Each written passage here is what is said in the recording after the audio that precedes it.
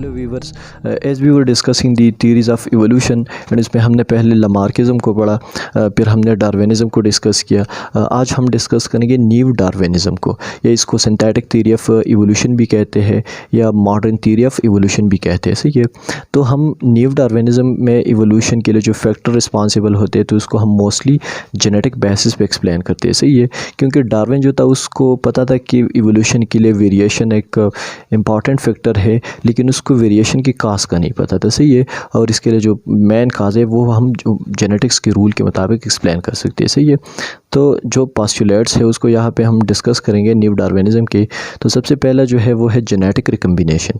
Genetic recombination यानी exchange of genetic material during crossing over, कि जब मियोटिक सेल डिवीज़न होती है और गैमीट्स बनते हैं तो उसमें क्या होता है कि जेनेटिक मटेरियल का जो है तो क्रॉसिंग ओवर होता है और उसमें जेनेटिक मटेरियल एक्सचेंज हो जाता है। इसे ये पैटर्नल और मैटरनल जो जेनेटिक मटेरियल होता है वो एक दूसरे के साथ एक्सचेंज हो जाता है।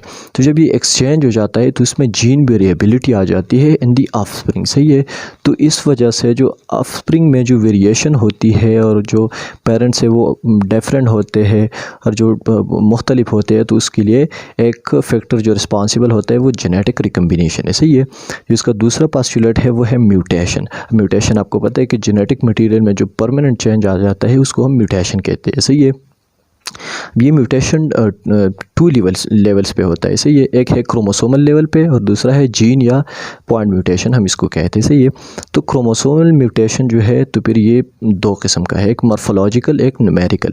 तो मॉर्फोलॉजिकल म्यूटेशन में क्या होता है कि क्रोमोसोम के स्ट्रक्चर में चेंज हो जाता है। सही है, इसके स्ट्रक्चर में चेंज हो जाता है। ये डिलीशन भी हो सकता है। अब डिलीशन में क्या होता है कि क्रोमोसोम का एक सेगमेंट जो है तो जो फ्यू जीन्स में उसमें होते हैं तो उससे रिमूव हो जाते हैं। सही है, वो डिलीट हो जाते हैं, तो इससे क्रोमोसोम के स्ट्रक्चर में चेंज हो जाता है। दूसरा जो है वो डुप्लीकेशन। डुप्लीकेशन में क्या होता है कि जो क्या होता है कि रिपीटिशन ऑफ वन और फ्यू जीन्स होता है। सही है, कि वन और फ्यू जीन्स जो क्रोमोसोम में होते हैं तो उसका जो है तो वो रिपीट हो जाते हैं, तो इससे स्ट्रक्चर में चेंज हो जाता है। तीसरा जो है वो इन्वर्जन। इन्वर्जन में क्या होता है कि हमारे पास एक क्रोमोसोम का एक सेगमेंट होता है, उसमें जीन का एक सेगमेंट होता है, तो वो सेगमेंट जो है तो अपने प्लेस को चेंज करके दूसरी जगह पे आ जाता है 180 पे, वो जो है तो उसका रोटेशन हो जाता है। सही है, तो इससे क्या होता है कि क्रोमोसोम के स्ट्रक्चर में चेंज हो जाता है। सही है, नेक्स्ट है ट्रांसलोकेशन। ट्रांसलोकेशन में क्या होता है कि क्रोमोसोम का एक सेगमेंट जो है तो वन क्रोमोसोम का एक सेगमेंट वो अनदर नॉन होमोलॉगस क्रोमोसोम में शिफ्ट हो जाता है और उसमें चला जाता है। सही है, तो इससे दोनों क्रोमोसोम जो है तो वो इफेक्ट हो जाता है, जिससे चला जाता है और जो क्रोमोसोम के सेगमेंट को ले लेता है वो दोनों है तो इफेक्ट हो जाते हैं और उसके स्ट्रक्चर में चेंज हो जाता है। सही है, तो ये मॉर्फोलॉजिकल स्ट्रक्चर हो गई क्रोमोसोम के, मॉर्फोलॉजिकल जो इफेक्ट्स है क्रोमोसोम में वो हो गई। उसके लिए जो टाइप्स है वो है डिलीशन, डुप्लीकेशन, इन्वर्जन और ट्रांसलोकेशन। सही है, दूसरा जो क्रोमोसोमल म्यूटेशन होता है वो न्यूमेरिकल होता है। अब न्यूमेरिकल ये है क्रोमोसोम के नंबर में चेंज हो जाता है। सही है, अब ये भी टू टाइप्स का, एक एन्यूप्लॉइडी और यूप्लॉइडी। एन्यूप्लॉइडी में क्या होता है कि +-1 और 2 होता है। सही है, इसका मतलब ये है कि या तो एक क्रोमोसोम ऐड हो जाता है या रिमूव हो जाता है, या दो क्रोमोसोम ऐड हो जाते हैं या रिमूव हो जाते हैं। जब एक क्रोमोसोम रिमूव हो जाता है तो हम उसको मोनोसोमी कहते हैं।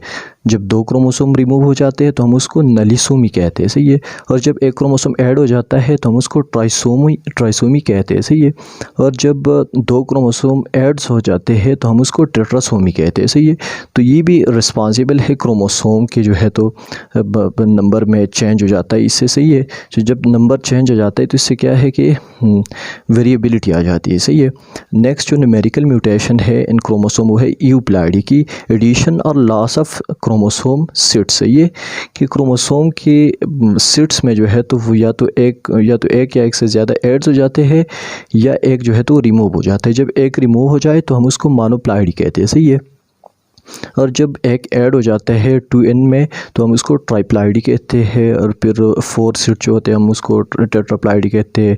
इस तरह 5 सीट को हम पेंटाप्लॉइडी कहते हैं। सही है, तो ये क्या है, ये पॉलीप्लॉइडी है। अब ये पॉलीप्लॉइडी जो है ये टॉलरेटेड है प्लांट्स में। सही है, एनिमल्स में टॉलरेटेड नहीं है। सही है, तो इससे क्या है कि प्लांट में वेरिएबिलिटी आ जाती है और वेरिएशन आ जाता है, वो डाइवर्स हो जाते हैं मोस्टली। सही है, और ये इवोल्यूशन के लिए जो एक मजबूत फैक्टर, एक रिस्पॉन्सिबल फैक्टर है। सही है, एक इम्पॉर्टेंट रिस्पॉन्सिबल फैक्टर है। दूसरा जो म्यूटेशन है वो जीन लेवल पे होता है या डीएनए लेवल पे होता है, उसको हम पॉइंट या जीन म्यूटेशन कहते हैं। सही है। अब इसके भी जो है तो मुख्तलिफ टाइप्स है। वो है, एक है डिलीशन की, यानी डीएनए के एक सेगमेंट से क्या होता है कि न्यूक्लियोटाइड्स रिमूव हो जाते हैं। सही है। एक या एक से ज़्यादा न्यूक्लियोटाइड वो रिमूव हो जाते हैं। सही है। तो इससे जीन में जो है तो उसके स्ट्रक्चर में चेंज जाता है। दूसरा है इंजर्शन, यानी कि कुछ न्यूक्लियोटाइड जो बेसिस है, नाइट्रोजनस बेसिस है न्यूक्लियोटाइड में, वो ऐड हो जाते हैं। सही। जब ऐड हो जाते हैं तो इससे भी जीन में फ़र्क आ जाता है और डीएनए में फ़र्क आ जाता है। तीसरा है रिप्लेसमेंट, यानी कि एक जो है तो न्यूक्लियोटाइड के बदले दूसरा न्यूक्लियोटाइड आ जाता है और उसको रिप्लेस कर देता है। जब उसको रिप्लेस कर देता है तो इससे क्या होता है कि स्ट्रक्चर में फ़र्क आ जाता है और इस तरह जो है तो इससे म्यूटेशन काज होती है। जब म्यूटेशन काज हो जाती है तो ये एक इम्पॉर्टेंट फैक्टर है और बहुत ही जो है तो स्ट्रॉन्ग फैक्टर है फॉर दी ब्रिंगिंग एवोल्यूशन। सही है।